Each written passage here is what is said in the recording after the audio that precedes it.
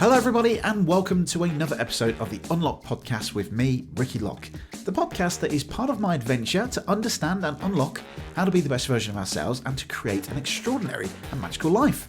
I'm talking to amazing humans from around the world to truly understand what does it take to make a success of ourselves and be the best version of ourselves. And today, the amazing and great friend of mine, Cat Hase from Imagine If, joins me for a conversation to understand how can we generate great ideas and be more creative. And Cat certainly knows her stuff. Not only is she a great friend, but she absolutely is so knowledgeable in this field. And you're going to learn so many top tips and simple ideas, such as reverse brainstorming, which on 32 years of my life, I've never even heard of reverse brainstorming. And it's such a simple idea that's now helped me understand, maybe I can apply that into my business.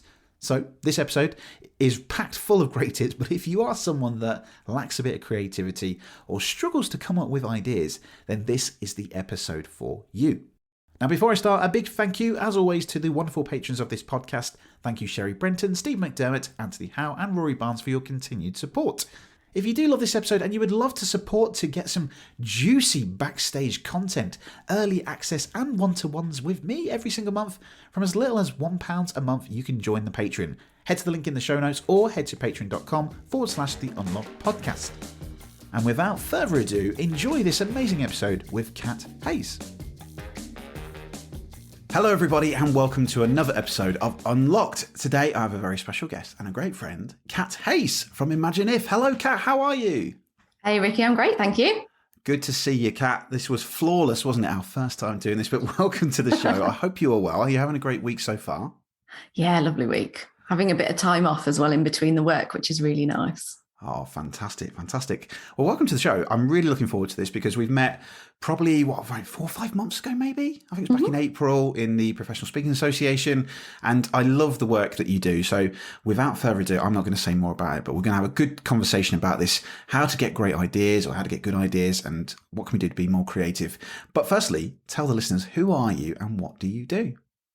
As Ricky said, I am Cat Hase from Imagine If. I'm a creativity coach who helps trainers and facilitators and coaches to design activities and workshops and programs that are full of fun and play and engagement that get people enjoying themselves and actually learning as a result rather than like forced learning. And part of that process is all about having great ideas. Fantastic. And for anyone that if you're watching this, then you'll see, and you can't if you're hearing this, but just behind Cat, there's loads of really cool creative stuff on the walls there. So I think this is going to be a really fun conversation. But if I'm right, if I've done my research correctly, Cat, this hasn't always been the plan. I believe you were an organisation lead. Is that correct? Yep, organisational development lead in the NHS. So what happened? What was the transition between that going into what you're doing now and helping trainers and coaches to generate ideas and make learning fun? How did that happen? I took the opportunity to take voluntary redundancy.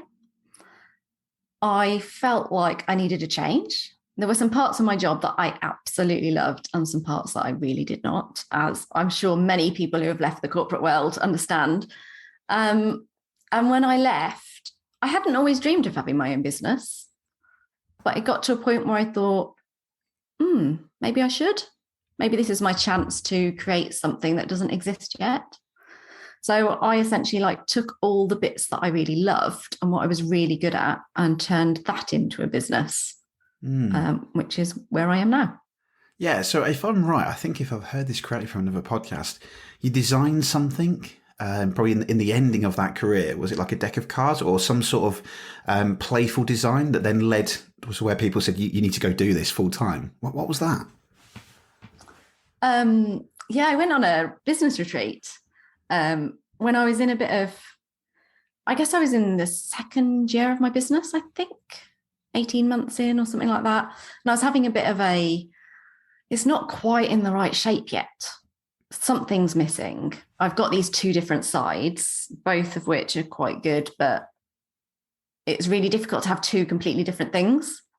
I went on a retreat. We all got a chance to do a little demo of what we do. So I just designed an activity. I was like, and there's something about, I just designed something in my head and I'm like, let's just run with it. So I did this little activity and everybody loved it. I had so much fun.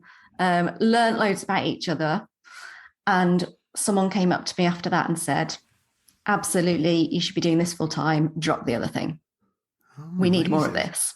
Is that the same one that you was at with Jazz then? Yes. Oh, right. So this is the full connection now, isn't it? Coming round in a circle. Wow. Hello, Jazz, if you're listening. We love you, Jazz. Oh, wow. Okay. So fantastic. So, and so you've got like a series of products as well. So we are going to touch into this whole idea of how to get to good ideas and what you actually do to help people. But you have a series of products as well, I believe, like different digital products and physical products as well. Yep. Yeah. So tell us about those.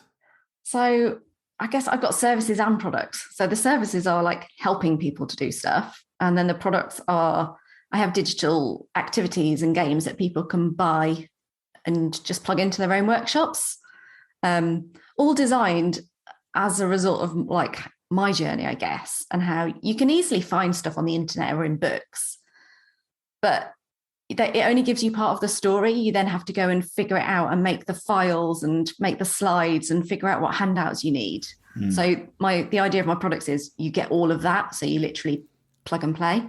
And then I've got some physical products, which are card decks. One is called Playing with Strengths, which helps people work out their strengths, which we might come on to later. Yeah. And another one is called the Gratitude Challenge, which helps people express gratitude for different things in their lives rather than doing the same old list 3 things and you say my house, my family, my job.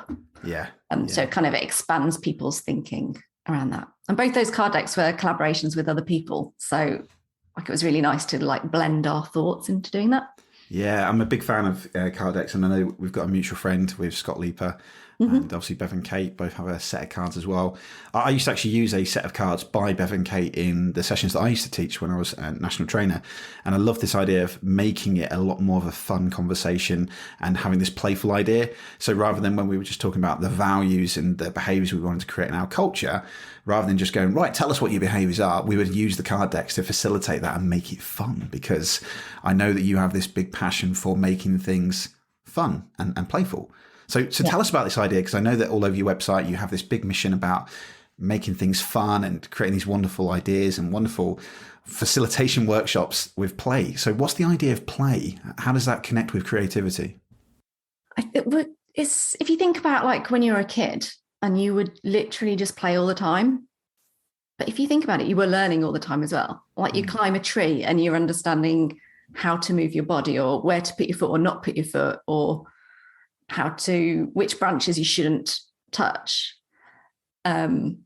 Or you get given a piece of paper and a pen and you just like scribble away and actually suddenly it turns into a pattern or whatever. Like that's just playing, but you're learning as you go. Yeah. And I think that we don't do that enough as we grow up. You kind of get to a point where even going to school, it's like sit there and the teacher talks to you. And like, you just have to sit there and listen, as opposed to let's experience it together and see what it means to you and what it means in your world. And I think that's even more important as adults. We're no longer all doing the same thing in the classroom. We have to relate that back to our jobs and our lives. And by being able to play, it allows people to be curious. So they can be like, oh, what does this mean to me? Or what does it mean to the people I work with? How does that relate? Yeah. It allows them to explore and be creative themselves and have their own thoughts rather than here is the answer. And then it leads to really great conversations within like the group who are doing it, where they share their learning and get even more realizations from what other people are sharing. And I just think that that's the best way to learn. Yeah, absolutely. Well, yeah, I think it was Scott Leaper that once said it to me as like, as kids, you're taught to be creative and play and draw and paint and stuff on the walls and that kind of thing. And then as soon as you go to school, you're given like a lined piece of paper and you're told to stay within the lines. Yeah. And then that kind of creativity and playfulness just gets sucked out. And almost to a point, especially in a corporate world, I've experienced it, where to be you or to be that authentic side of you is kind of stripped out. These are the values that we have here. This is how you act around here in this workplace, and it's like, well, hang on a minute. Well, why? Why do we have to lose that kind of, passion and that authenticity of ourselves? But I guess that's what leads to people failing to generate ideas. That lack of play, I guess. Yeah, lack of play, or like you say, like I kind of see it like a lid being put on a box. Yeah. It's like from my own experience, I've worked in places where they say, we want you to have ideas and bring them to us. And as soon as you do, they just say, no, that won't work. Yeah. So the more often you hear, no, that won't work, the more you just think, well, why bother? I'll just stop thinking. Yeah, absolutely. Yeah, that's an interesting thing, isn't it? Yeah, because I think the hierarchical chain then goes in, doesn't it? And depending on the big size of the company or whatever size of it is, it has to go up the rank. And I think when I think about my experiences, where you are, if you're just a normal colleague in store, maybe in a retail environment, you're not seen as important, so that idea is never listened to, But I do remember actually near the end of the career, we had one of the CEOs that did this thing called like Ask Helen. So if you had an idea, you could talk about it. And actually, eventually near the end of the career, people's ideas from the shop floor were some of the best. Because I remember when people would come in, like CEOs and directors, to have a look and see what their new idea looked like and how it landed.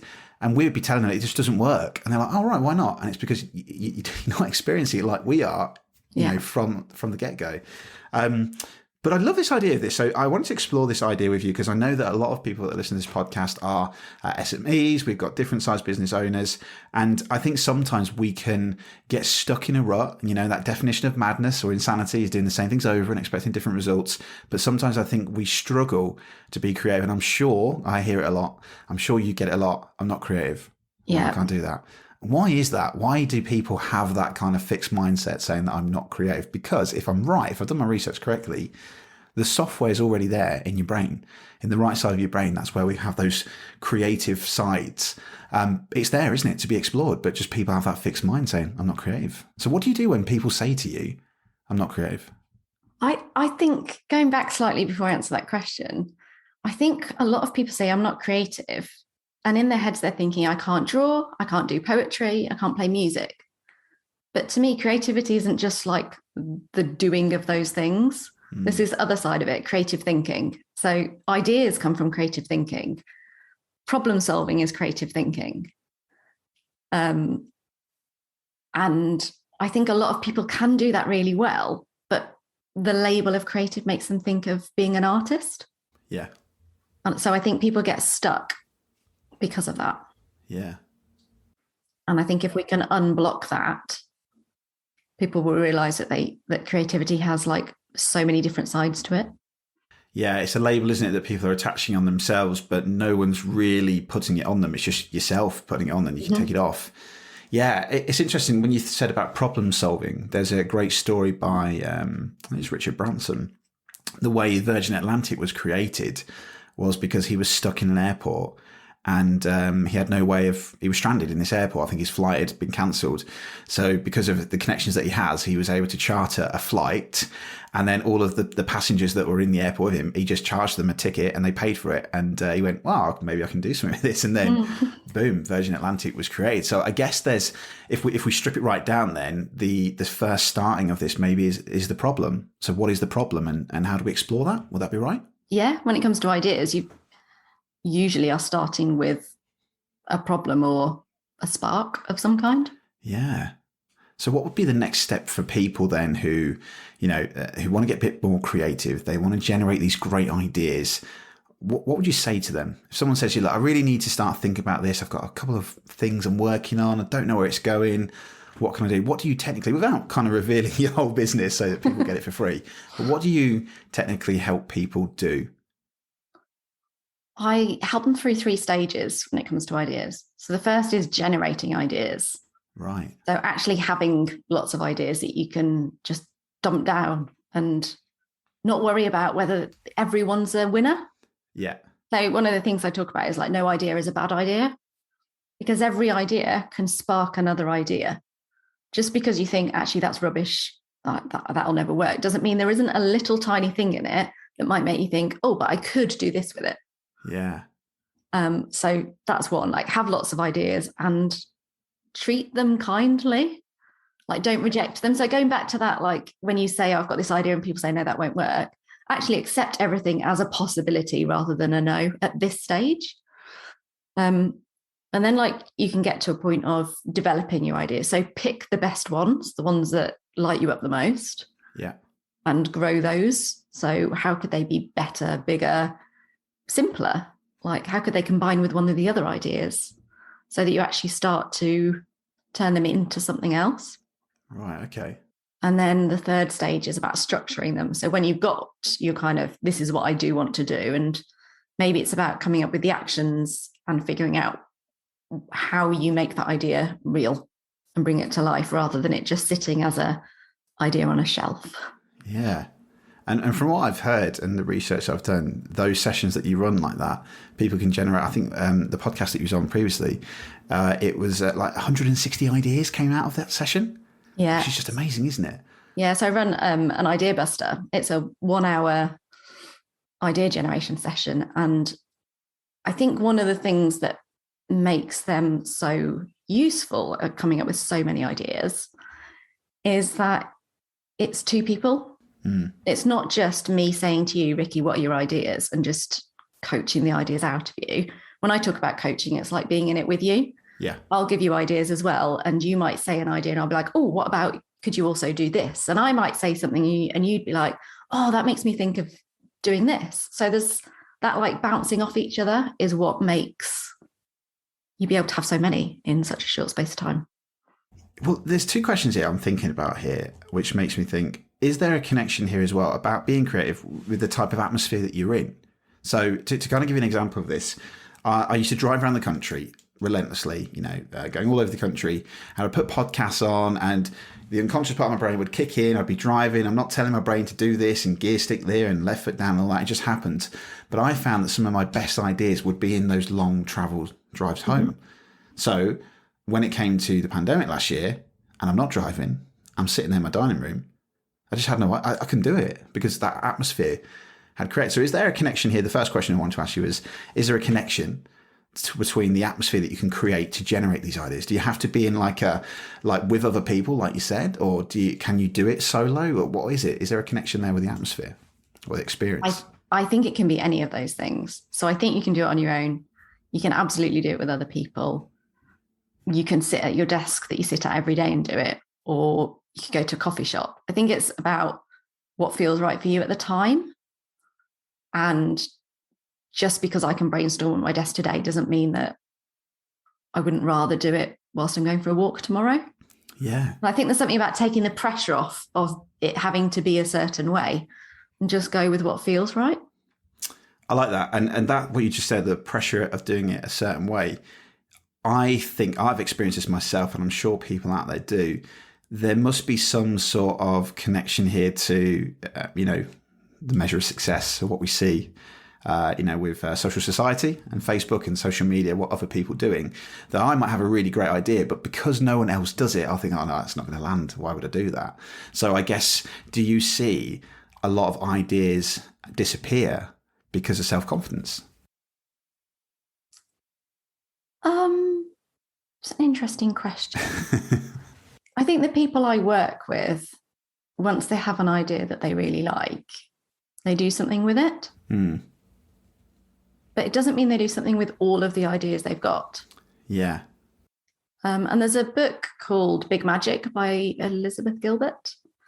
She talks about ideas that float around and someone will pick it up and be like, this is a great idea, I should do this. And then never does anything with it. Yes. And then maybe it'll be let go of and someone else will pick it up and they'll actually do something with it. Yes. So I think there's also something about, like, you might have a great idea and you might love it one day, but do you know what? If in 3 months' time it doesn't float your boat, let it go. Let someone else grab hold of it and do something with it. Because another idea will come to you that does work. Yeah. Yeah. I like that. Yeah. For me, I think I've had it where I thought of a really cool idea of doing something, but then I think the imposter syndrome kicks in and go, oh no, who would want to do that, or who'd want to buy that or listen to that or watch that and do that? So it just kind of fades away, but it feels so great in the moment, but it just never gets explored. And I think that's the thing for me. It's like, oh, why don't I just proceed with it? It's a whole other issue there around mindset, isn't it? Yeah, absolutely. Yeah. And I think that's, really key, I think, isn't it, to the environment that you create and where you do it. So for me, I go out in the car now, which is great. And that's where I get a lot of my ideas. And I pull over safely. But my notes app on my phone is just cluttered with random things and information. But yeah, I like that. So, okay, so let's talk about this then. So we've got this idea of there's a problem, you have to think about it, and the sessions that you do, you're helping people. What are some of your top techniques to help people start to get creative with generating ideas? So one of my favorites is obviously Post-it notes, but we did an innovation sprint a couple of years ago. Have you ever done one of those before? No. Oh, it's amazing. So I did this with Bev and Kate at Clear Thinking. An innovation sprint is like 8 stages and it's timed. So it's called a sprint. So you have like 3 or 4 hours and there's like key 8 stages. So the first one would be to generate some ideas, Post-it notes. The second thing is that you share and collaborate. The third is that you try and test it. And the fourth is you pitch it and all that. And by the end of it, you go, blimey, I've actually got what I need to do. But right at the start there, you're just thinking, what on earth am I going to do? And it's just amazing that's one of my favorite techniques. But what's one of your favorite techniques that you like to do to help people generate those wonderful ideas? I think one of the techniques that I find, I don't know if I'd say it's my favorite, but I would say it's a useful one to share. Can I go down that route instead? Yeah, sure. Yeah. Is called inverse brainstorming. Okay. Reverse brainstorming. So, I mean, you can imagine this being in the corporate world where everyone's feeling a bit negative and like, that'll never work. So you can actually say, let's imagine you need to design a new website. You can do the opposite. So you can say, we need to design a new website. What are all the things that would make it rubbish? And you actually start brainstorming. Well, if you had to do 20 clicks to find that document you really need urgently, or I like if that. it was grey writing on black and nobody could read it. So you actually write down all the negative side of things. Like that, And then you pick like which are the most important pieces, and then you flip it into, okay, so what does the positive of that look like? And that can become almost like your specification list. So I think that's a really useful technique. Yeah. For if people are feeling a bit down. But also I've used it for things like when I first set up my business, I used that for how do I make sure invoices get paid properly? Yeah, I was just going to say the same thing with customer journey. Yeah, absolutely. Yeah, and what do I not want it to look like? Well, I don't want to be chasing every week. And I don't want to, I don't know, have it all on a spreadsheet which actually I did to start with. But, you can kind of think of the things that would make it a real pain in the arse for both you and your customers. And then you can turn it over and say, okay, well, what does that look like on the other side then? Yeah, because we've all had those experiences of crap service, experiences. So I like that. So that's really good because I think that's where I'm thinking now, some of the ideas where I'm thinking in the past, we're trying to think of the actual solution, like the actual answer. But because we're always thinking of that, that's difficult. But if you think of it and put it in that negative or in the spin of what would make this really bad, that's where your ideas come out. Yeah. So I'm thinking about some of the customer journeys I've planned in the past and think about, oh yeah, actually, wouldn't it be terrible if it like took 2 weeks to get back to someone? That's not good. So what can you do to make that process? I like that. That's really cool. That's very good. I've never heard of that. What's it called again? Reverse brainstorming. Reverse brainstorming. I like that. Very good. Nice one. Okay. Any other techniques that you like as well, without obviously revealing all of your magic and all that? I'm totally with you on the Post-it notes. Yeah. Like whether they're physical or online. So I use Miro. Yes. There is something about just being able to capture lots of little things on Post-it notes and like throw them on a wall and then start structuring them or stripping out the good ones or figuring out where they group together and like kind of playing with them that way. Yes. Yeah. That's one of my favorite things. And I used to always do it with physical copies because there is something, a bit like we were talking about cards earlier, there is something about touching it. Yes. Yeah. But I have started using Miro because it's doesn't involve a load of waste at the end of the day, does it? It's true. Yeah. Well, yeah, there's a connection here to VARK, isn't there? The VARK method. You know the VARK, VARK method? Yeah. Because even if I think about this, for example, as a podcast, in terms of learning, if it was something like this that people want to learn from. You've got the audio side. Now, if someone's not an audible or an audio listener, they might want to see the visual. So having the video will really help them out. Or maybe if not, they want to read it, it could be a great blog. And I think that's really cool. So thinking about the different things now, I'm now starting to think about ideas of maybe sessions that I'm going to run in the future. How do I apply that principle so that all of the learning is still fun, it's playful, but it actually mirrors and aligns with all of those different methods? It's visual, it's audio, it's a bit of reading, and it's kinesthetic. Because that's the thing we've kind of missed, haven't we? We're all on Zoom. There's no hands-on anymore, is there, doing that stuff? So what can you do to make that playful and fun? I'm even thinking now about if I did a session, maybe I'll post something out to someone. So they've got it previously, I've got clients who use the Playing with Strengths cards in that way. So they'll do a coaching session, but they'll order a deck and send it to them. Yeah. So that their client has them there physically to touch and play with whilst they're on Zoom having their session.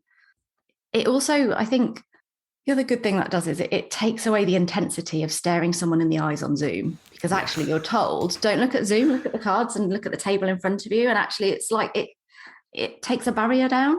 Yeah, absolutely. Well, yeah, and also like the attention is like between 15 to 20 minutes online. That's when people start to lose interest. So mixing up with those different activities can make that really fun. I like that. So, okay, so to just recap a little bit of this, I love this idea about probably some messages to explore a little bit more of our playful side. A bit like kids, let's revisit that, make it fun, make it interactive, be like children again, because that's where some of the best ideas come from. Yeah. And then start to problem solve it with some great activities.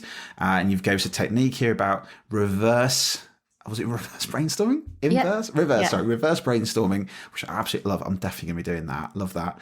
So I guess then, moving forward, what would you say to anyone who is still out there listening to this going, I'm just not creative, I just can't generate ideas? What would you say to them? What is the most simplest thing that they could do to start getting more creative and generating great ideas? Just start. Like, get over the fear of the blank sheet. Write some ideas down, even if you think they're not good. Just put them on there. So then you don't have a blank sheet anymore. And you can just start growing that. And you don't even have to sit down and do that in a 15-minute session and get everything done. You could put a sheet on the wall and just pop a thing up every time you walk past. Like, take the pressure off, I think, is the biggest thing. And just make a start.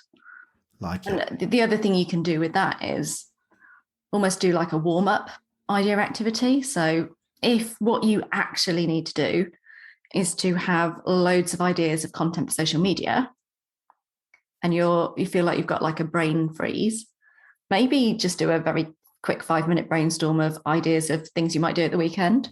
So that your brain starts firing up ideas, and then you can switch over to, right, now let's go into this. Now my brain's warmed up. Great. Yeah, I like that. Yeah, you're warming the engine up in your brain to start getting ready. And I guess as well, if all failing that, a segue here to the toy box and the play dates. So tell us a little bit about the play dates and the toy box thing that you offer, because that can also help other people generate great ideas in their business. So what is that? So play dates are like one-to-one sessions with me where I work with you to generate ideas or design activities.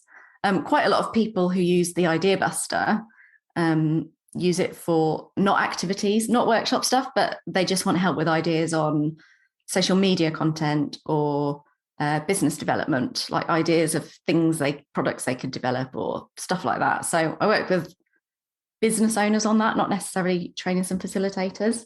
Yeah. And then the other play dates are designing workshops or courses, which involves ideas, designing things together, kind of working through, like when you're designing something on your own, you're like, does this work? Does that make sense? Yeah. Is 20 minutes enough? Will people actually enjoy this? Will they learn from it? Like, actually having someone on the other side to help work that stuff through with, just people find really helpful. So I'm basically like a team member for hire type thing. And then the toy box is pre-made activities you can buy and plug and play into workshops. So brilliant. To kind of take away some of that pressure, basically. Yeah. Well, I love that. Thank you. And is it all right if we put a link in the show notes for everyone so they can find out more about it? Oh, fantastic, fantastic. Well, Kat, it's been a pleasure. Thank you so much. I'm a massive fan of standing out from the crowd, and I always try to, generate ideas that could be different to everyone else. I've always been, as a kid, unique. I never wanted to be, that could be a word. Yeah, you could say that. I've always wanted to do, different things. I never wanted to kind of be the sheep. I wanted to stand out from the crowd. And I find that some of the best ideas are when I'm driving in the shower. I'm going to generate some sort of, it's probably out there already, I think, but I think there's an invention we could create, like a board, like a whiteboard that doesn't rub off in the water, in the shower. Totally with you. I love that. I think that's fantastic. But anyway, thank you so much. It's been a real pleasure. But before I finish, as I've asked every single guest in this season, my whole journey at the minute is this idea about how to inspire and empower people to be the best version of themselves. And I love the idea of this. I think creativity and, generating ideas will really help that. And also it's about creating magical experiences. So my question to you is, what is your top tip to inspire people to be the best version of themselves? For me, it is about people figuring out what is that thing that they can do better and easier than anyone else. Like that thing that you don't even realize is a superpower. Yeah. And finding out how you can do more of that. So having ideas is an example of mine. Like the fact that someone can say, have you got any ideas for whatever? And I fire a load off. I didn't realize that was a thing that I could do and be paid for. Yeah. So it's finding that like real sweet spot and then finding out how you can make more use of that to be the best you. Love that. Thank you. And last question, what can we do to make a difference this year? Oh, I think we just need to have more fun this year, to be honest, Ricky. Yeah, I high five you there. Absolutely agree. Well, Kat, it's been an absolute pleasure. Thank you for coming on to the podcast. Where can people find out more about you, or how can they learn all these ideas about Toy Box and Idea Busters? Where can they find you? Well, I've got a website, which is imagineif.ltd, or come and hang out with me on LinkedIn, because that is where I share lots of ideas and love engaging with people on there. So find me there. I am the only Cat Hase, so that makes it easy to find me. Fantastic. Kat, it's been an absolute pleasure. Thank you for coming on to the show. Have a great day. Thank you, Ricky. Cheers. Thank you for listening to this episode. And if you did enjoy this episode, then please head over to Apple Podcasts or Podchaser and leave us a little review, because it helps get this podcast shared to more people around the world. Thank you for listening. Hope you enjoyed it, and I will join you on another episode of Unlocked. Goodbye.